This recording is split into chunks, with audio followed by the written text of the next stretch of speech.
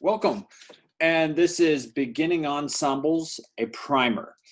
One of the things we're going to do is we're going to flip the classroom. So we will be doing a lot of our lectures outside of class.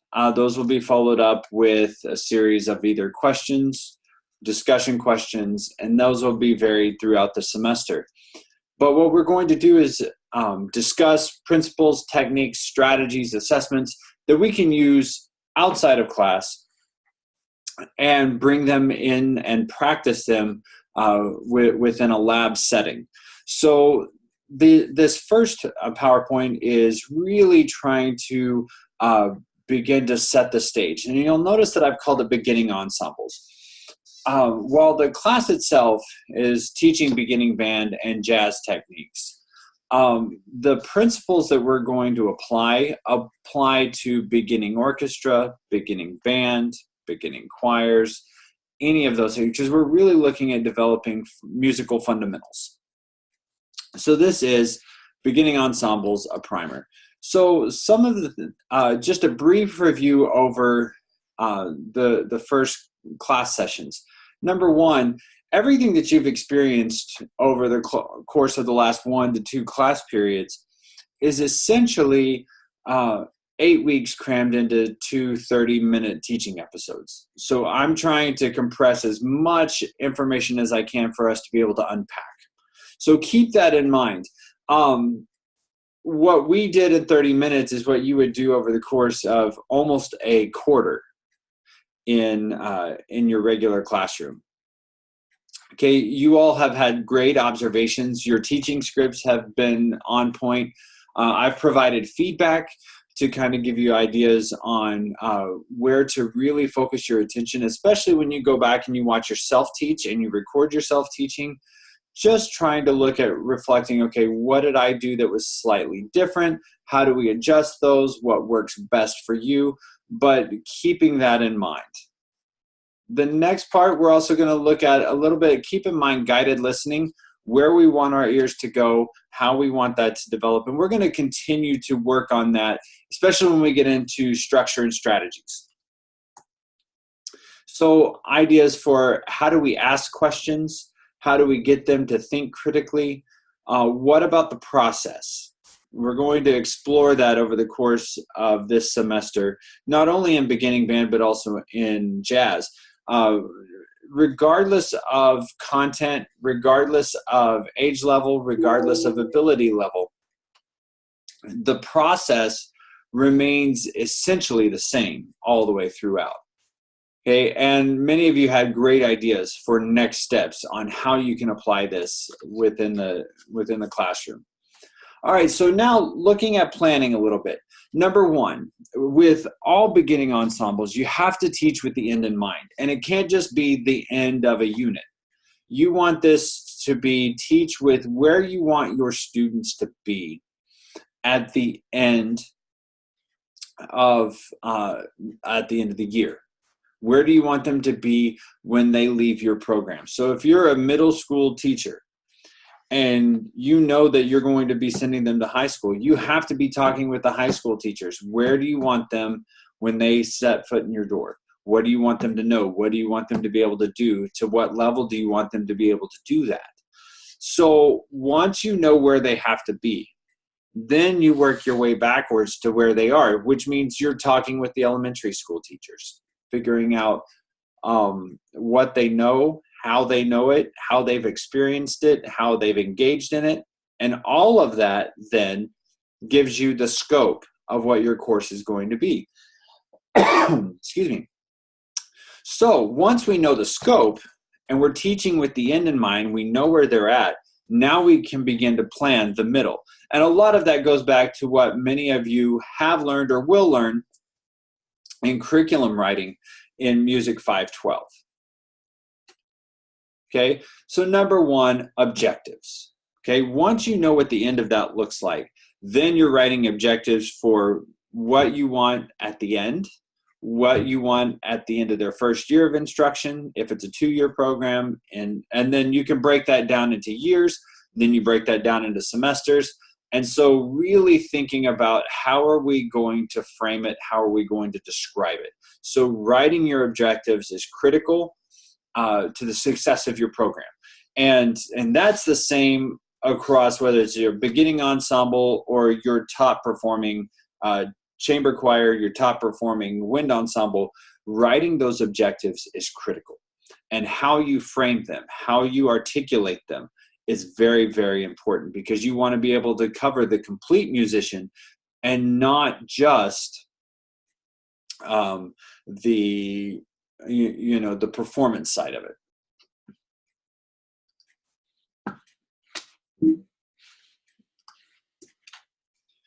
We'll get into assessment a little bit, how to measure it, how to make sure that what we are covering, we are measuring, and that information that we get is analyzed to inform our instruction and to continue to improve our instruction. How will we know what the students have learned, and how is that impacting curriculum design? How is that impacting instructional design, so on and so forth.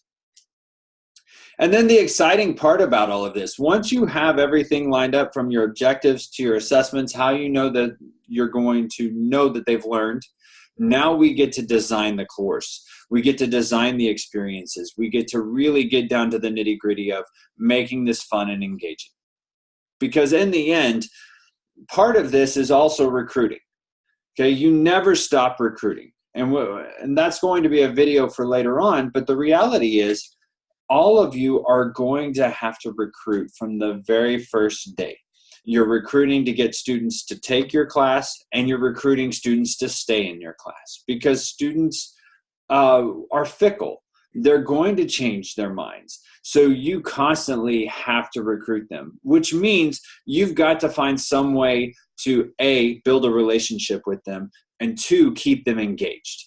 So part of that is planning that trip, being creative on taking them on this journey that is music education at the secondary level. Remember, we want to build comprehensive musicians. We want to build complete musicians. We want them to feel engaged. We want them to have fun. We want them to love music.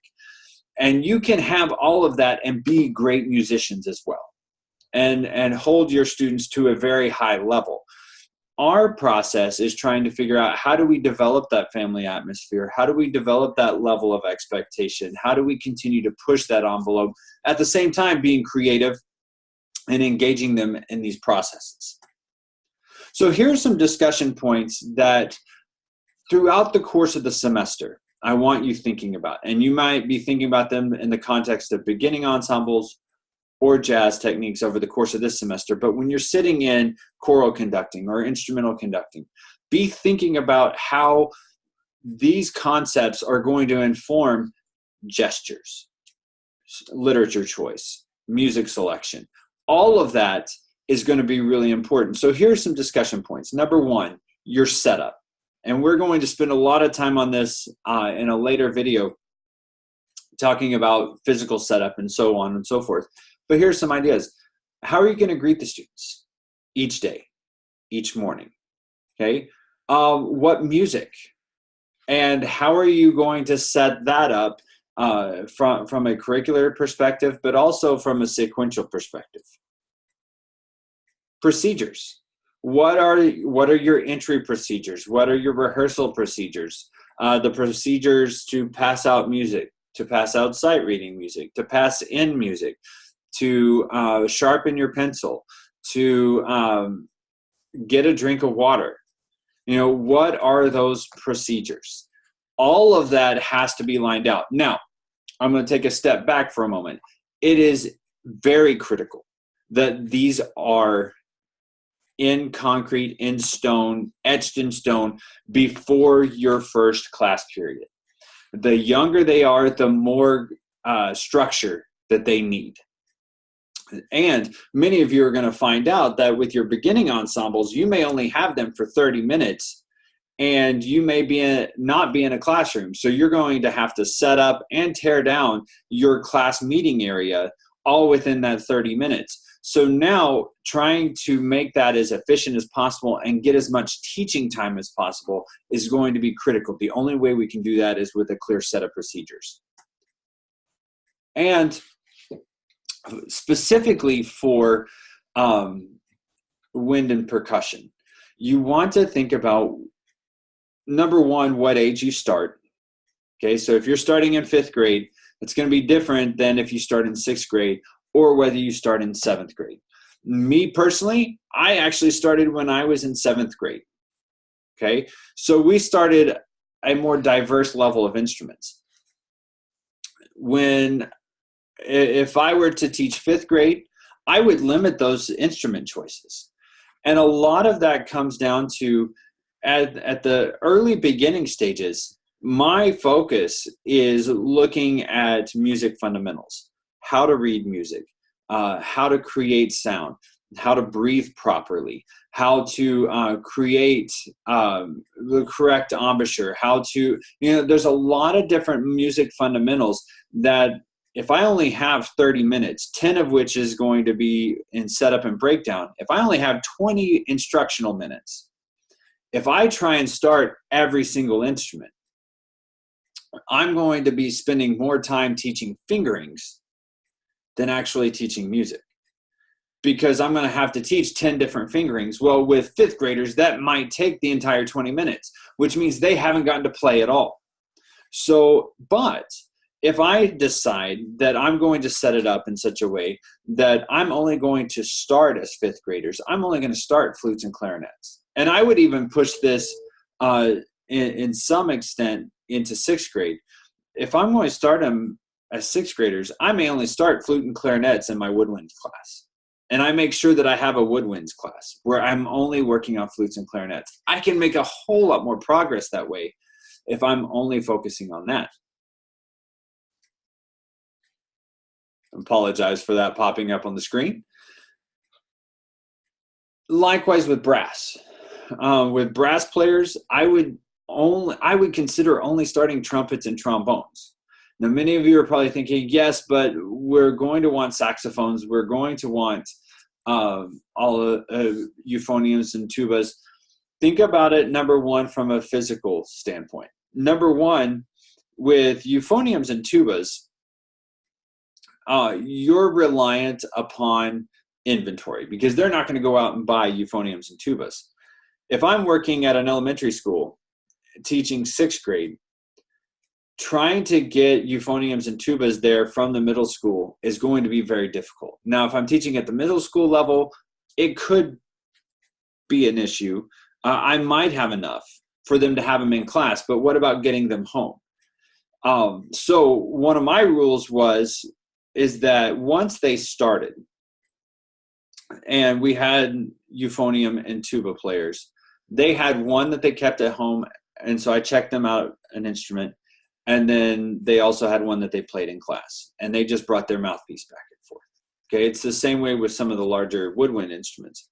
Now, with all of that in mind, that's a lot of teaching, but if I just say I'm only starting flutes and clarinets and woodwinds and trumpets and trombones, now I can focus on developing them musically, and then I can, over time, be able to see who's going to fit on which instruments the best, who has the best ear in my brass class. Because my best ears in my brass classes, I'm going to want them on one of two instruments. I'm going to want them on trombone, or I'm going to want them on horn. Because those two require the most attention to detail when it comes to listening, matching pitch, aural skills. Number one, you've got a tuning slide in your hand with a trombone, which means your kids are going to have to understand exactly how to get every note in tune. And with horn, they're operating in a different part of the harmonic series, so they're going to have much more control and have a good ear, because they're operating in different levels than where the trombones and trumpets are in terms of the harmonic series. So now, knowing that, if I just say, hey, let's see which one you enjoy, now all of a sudden they may do really well the first night, but it's a fluke. But if I start them out and I make sure that, yes, this is where they're going to be most successful, I can develop them as a musician so that that transition is a lot smoother. Now, let's look at woodwinds. Woodwinds, I'm going to be thinking to myself, well, if I start flute and clarinet, I can always break them off. And for us, we had auditions for saxophone after the third 9 weeks. And the reason is we had 3 feeder schools. Okay, if I start 4 saxophones, okay, then by the time they finish that junior high, each class is going to have about 2 saxophones. Okay, that means we're bringing up 6 as freshmen. All right, now by the end, they're going to have 3. Okay, so over the course of time, we're going to have 20 saxophones for 2 ensembles. Okay, now all of a sudden, wind ensemble's probably only going to take 4, maybe 5. Okay, that means now I'm sitting with 15 saxophones in symphonic band that are going to be overwhelming others. So for us, it became a number. And we said, all right, we're only going to move this many, and they're going to have to audition to it. That being said, those students also, some of our all-state bass clarinet players came out of those ones that originally wanted to play saxophone, but eventually worked their way into other instruments. That's going to be another conversation for another time. I just wanted to add context to the fact that we're going to have to discuss that. You're going to have to find out what your philosophy is on teaching beginning ensembles and then implement that philosophy. I'm happy to share more about those philosophies as we go throughout the semester. Be sure to ask questions about that because I'm happy to elaborate on that. But those are just a few of the things that I want you to think about as you're starting to put together your first classroom. Okay, number 2, how we ask questions. Okay, are they focused? Is it getting to the point that we want? Because a lot of times you're going to get squirrel answers. In other words, they're going to say, you're going to ask one question, they're going to go off on a tangent. Okay, so making sure that the wording of your questions is focused, that you really bring in some level of critical thinking. Okay, it always can't be, right, wrong, yes, no. There has to be some level of critical thinking going on with your questions. They have to be layered. Okay, so it can't all be one level of questions. You have to have them across all 6 levels of blooms at all times. And you can't be imbalanced. They have to be layered, and they have to be consistent, and they have to be equal. And balanced, I guess, is a better word there. And you're guiding them to a new understanding. Okay, so how you frame your questions, how you ask your questions is very, very important. This is one area that I see needs the most work.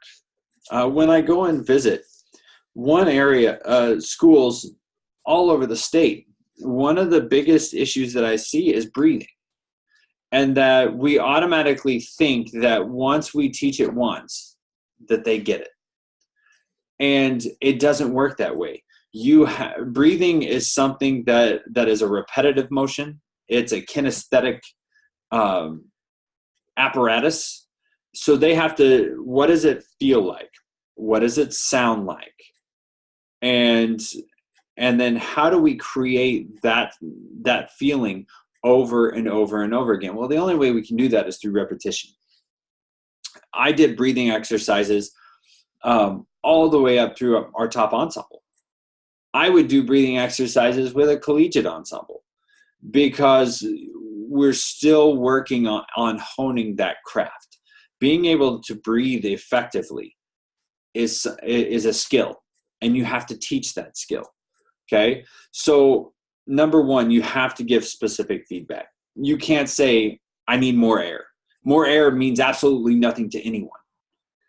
Okay, more air just means, I don't know what it means. Okay, so think about, if I'm asking them to give me more air, does that mean that it's faster, that it's cooler, that it's warmer, that it's faster, slower.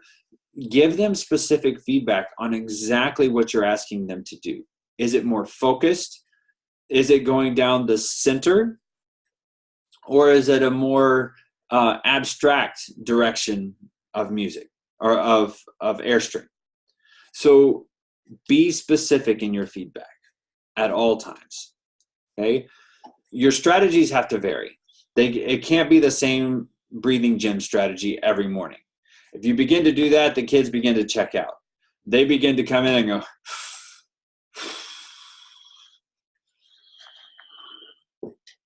okay, and that's a common problem. So you've got to vary the strategies, and you have to engage them in some way, shape, or form. And the next part is so critical. It's the process. Once you work on let's say you use a breathing gym activity. Once you go from breathing, then you have to put it on the instruments. Because if you skip that step, they will not be able to transfer it.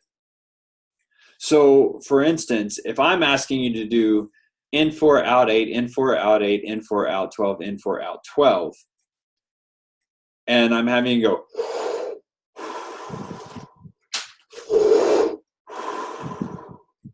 okay, that's one thing.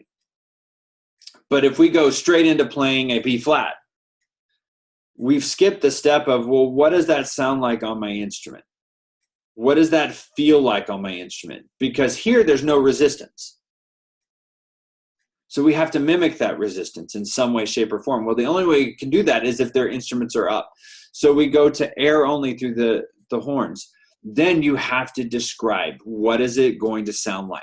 And that is a personal choice, a personal taste. You have to decide what airstream gets the best tone for my liking. And you're going to have to play around on all these instruments and try and figure out, okay, what is that airstream? What do I feel like? What does it sound like? How am I going to describe that? And you have to keep those in your notes. And then come up with the ones that work. You may find that your kids aren't responding to certain things that you're saying. You're going to have to come up with new descriptors.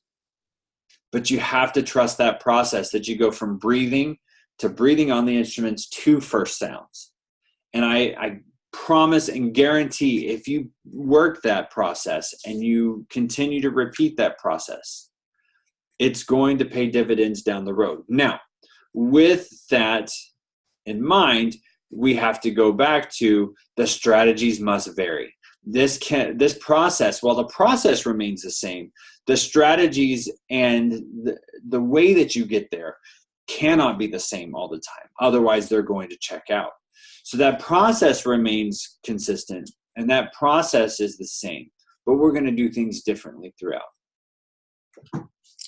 Always keeping things in musical context, even for beginners. You don't take things out of musical context, because then they won't be able to transfer. So how do we address this? Backing tracks. When we teach rhythm, if we teach rhythm 1 take, 2 take, 3 take, 4 take, that's great, because for me, I don't mind what rhythmic solfege you use. But how do I know that I'm counting in time if I just go 1 take, 2 take, 3 take, 4 take? I could be lagging. I could be rushing. We don't know. And the reason we don't know is there is no musical context. So if I have a backbeat going, and then I'm asking a student to count, now I know whether they're also getting pulse. Okay? If a student plays into a Strobocon, or we use Tonal Energy app, it may say that they're in tune, but are they really in tune?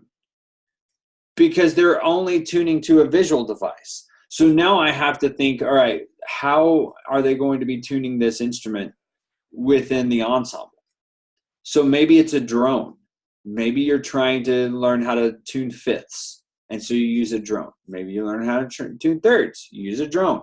You can use a drone. You can use a harmonic progression and just loop it and let them try and play a melody and see if they can play it in tune and know what adjustments they need to make.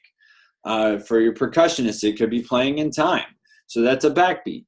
There's all sorts of different ways for you to establish musical context, but it's important that you do that. The additive process we did, where we take a simple form of a melody and we begin to add to it. Okay, so think about this as ways to teach songs by ear first before you introduce the music side of it. Okay, so you can do this orally and then add the visual like we did in class, or you can once they're more comfortable reading music, you can do that from from the board. There are lots of different ways that you can use this and use it to function, but think about it as far as the sound before sight. We're continuing to develop skills, and we get to that point where we do the full arrangement, but we do it in a way that starts simple and moves to more complex. Word choice, critical. How many ways can you describe what it is you want them to do?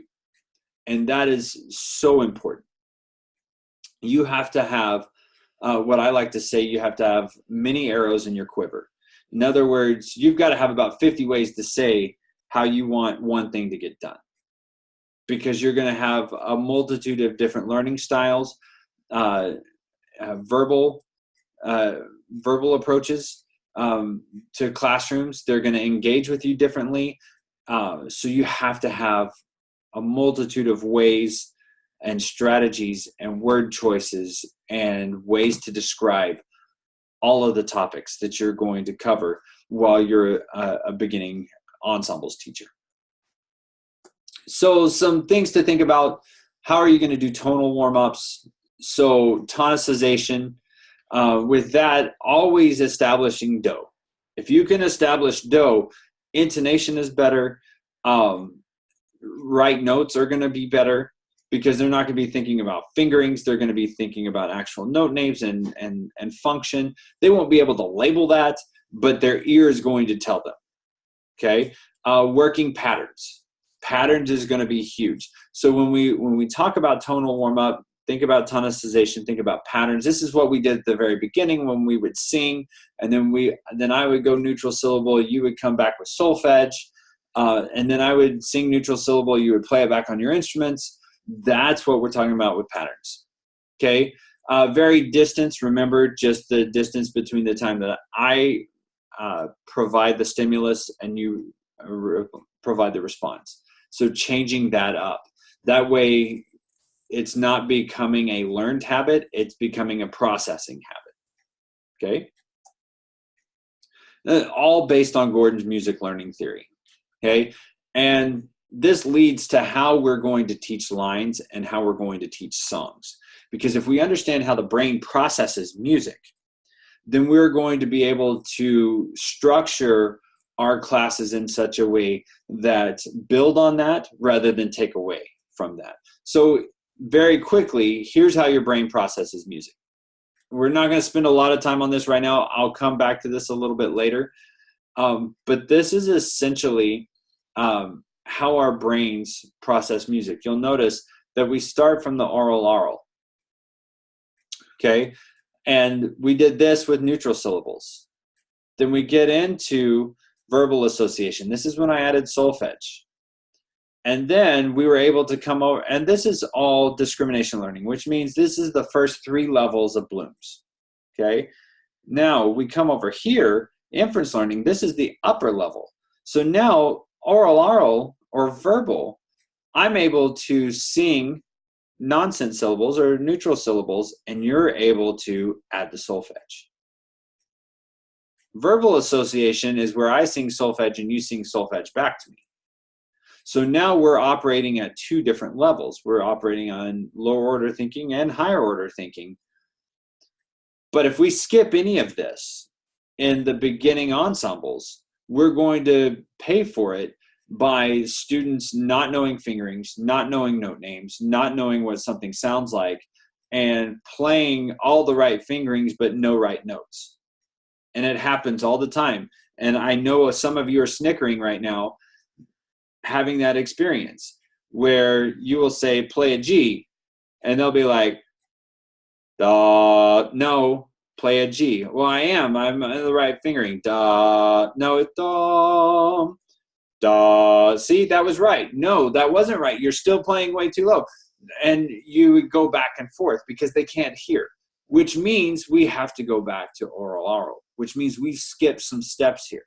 Okay, partial synthesis is us putting that together. Symbolic association is us adding visual to them. This is why I always say no books within the first 6 weeks of class, because I want to be able to make sure that your music fundamentals are rock solid before I put anything in front of you. The minute I put something in front of you, now your brain is no longer focused on what's happening up here. But if I can make sure that this is foundational and this is second nature, when I add something, this is a reminder, and you're bringing meaning to what you're seeing rather than trying to extract meaning from what you're seeing. It's the same way when you look at a score for the first time. Can you hear it? If you can't, you want to go back and work on your oral skills. But if you can hear what it's going to sound like, then that means that you're bringing meaning to something that you're seeing, as opposed to trying to extract meaning from it. Composite synthesis, of course, is being able to put that all together. So this might be something along the lines of you see something and you can sing it back on solfege. And that's where you're getting this with the symbolic reading. And this is why it's important for us to think about sound before sight, prepare, present, practice. They need to have done it and labeled it before we even go into adding it in front of them. Okay, so that's just a brief overview of Gordon's learning theory.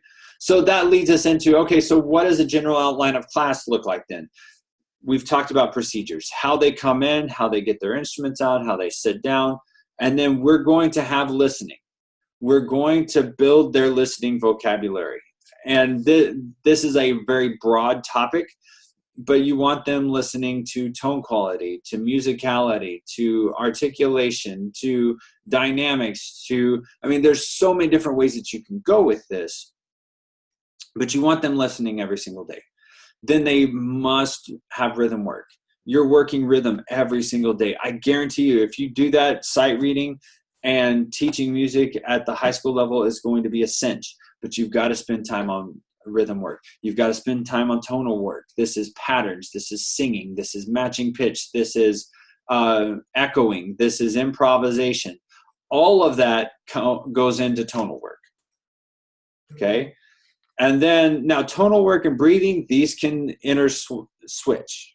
Okay? But you've got, and I've spent a lot of time talking on breathing, but it has to be part. These first four have to be a part of your opening experience every day without fail. Then filtered in through all of this are your fundamentals: tone, tonguing, scales, arpeggios, slurs, techniques. Make it fun. Okay? Make it fun to learn scales. And how you come up with that is creative, and it's going to be contextually specific, and it's going to be specific to who you're teaching, but make that fun. Then we're going to get to song work and ear training. Okay? But you find ways to make those opening 5 sections really interesting, really engaging, a lot of fun. And then from that, remember, we talked about the additive method. Everything that we're doing in rhythm and tone and fundamentals is leading to something that we're going to do down here. It's just prepping them for it. So remember, it's prepare, present, practice. Now all of a sudden, they've learned a song, and they've learned it through the process of warm-up, but they didn't realize it until after you pointed out to them. Then they're like, oh, well, that makes sense. Then that's when we work on whether it's a piece, whether it's a line out of a book, whether it's creating a composition for a concert coming up, so on and so forth. But that's how we would outline our classes, especially at the beginning level. Now, percentages change. For beginners, more of your time is going to be spent on the fundamentals and that listening, rhythm, tonal, breathing, and fundies.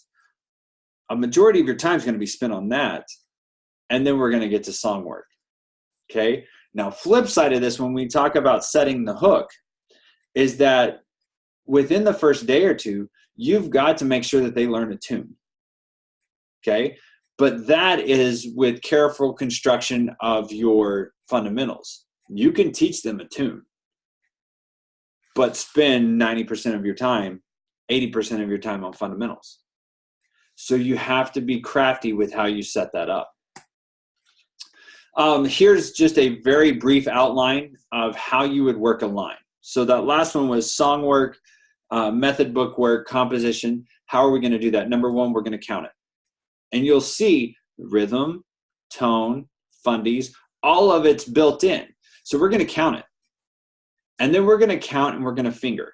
Okay, so once we count it and we get it correct, now I know that rhythm is set. Okay, now I'm going to add fingering. That's an extra layer. Because remember, we're asking these students to decode, and we're asking them to do all of these things simultaneously, and their brain cannot necessarily pay attention to all of them at once, at first. We have to build it in layer by layer. So we might say, all right, this is line 75.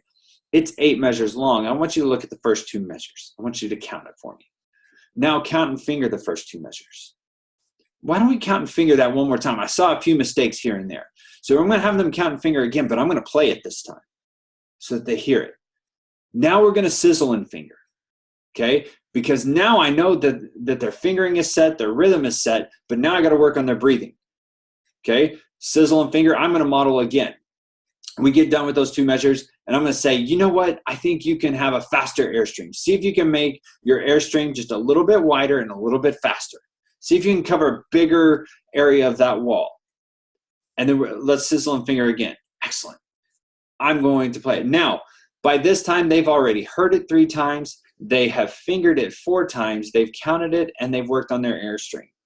So now I say, let's play those 2 measures. And then we do that. Okay? And then we may have to repeat it to get it really locked in. And then I'm going to say, okay, now count measures 3 and 4. Count and finger. I'm going to play it. Going to go back. Now we've got 3 and 4 down. Now I'm going to go back, and I'm not going to go all the way back to 1. I'm going to go back to level 4, and I'm going to say sizzle and finger measures 1 through 4 for me. Now I'm helping them scaffold it. Now we're going to sizzle and finger, and I'm going to model. And I may hear something that I don't like, have them redo it again. And then we're going to play measures 1 through 4. Then we're going to say, all right, measures 5 and 6. Back to here. And we're going to do that whole thing. And we move to the next chunk. And we do the same together. And then we put the chunks together. This is the sequence for how you teach at the beginning level, of getting them to really process through. And this is built around how the brain processes music and functions with music. So that's why it's set up the way that it is.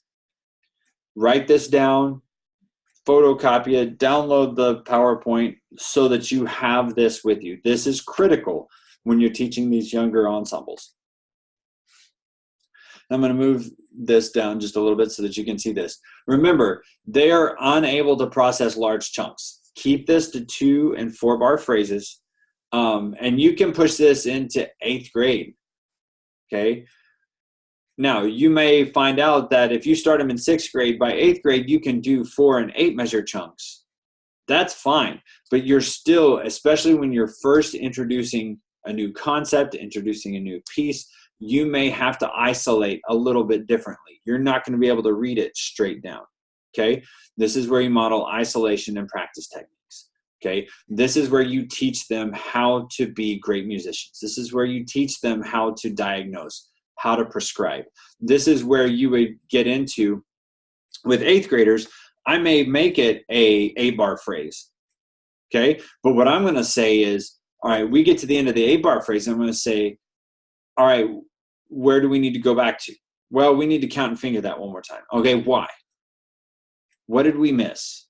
Now I'm able to ask them questions, and that's going to help me understand when they go home and practice, are they just playing through, or are they actually practicing the way that they're intended to practice? Okay, this is where we have to model that ability to diagnose, prescribe, and practice. Okay, we must teach them how to practice effectively. If we do not teach them how to practice, if we do not model good practicing techniques in class, they will not get it. And then you will hear incessantly, why don't you practice? Well, I played for 3 hours every night this week. Yes, but you just played, you didn't practice. And that's what you have to get to, especially during beginning band. They're not trained musicians. The process of sight reading or making musical decisions is a process and has to be trained and taught. You're going to feel like you're running your head against a wall sometimes. And that's totally fine. Okay? Because they're teenagers. They're preteens. You're going to have bumps in the road. But remember, they're not trained musicians. They're not going to make these adjustments right away. So you're going to have to break it down to, all right, why is this problem happening? How do I design a warm-up to fix it? Why does this problem keep happening? How do I develop a strategy to fix it?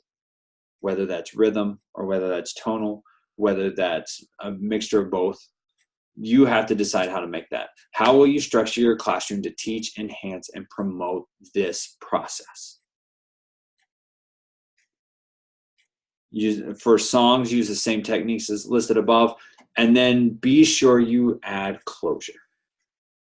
Wrap it all up for them in a bow and say, here's what we learned today. Sometimes you can ask them a question, what did you learn today? But they have to have that closure. That closure is going to be critical for taking that next step. The next time we will look at goals and objectives. Today was just a primer, getting you used to it.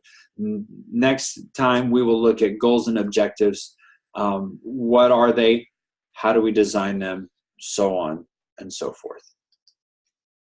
See you next time.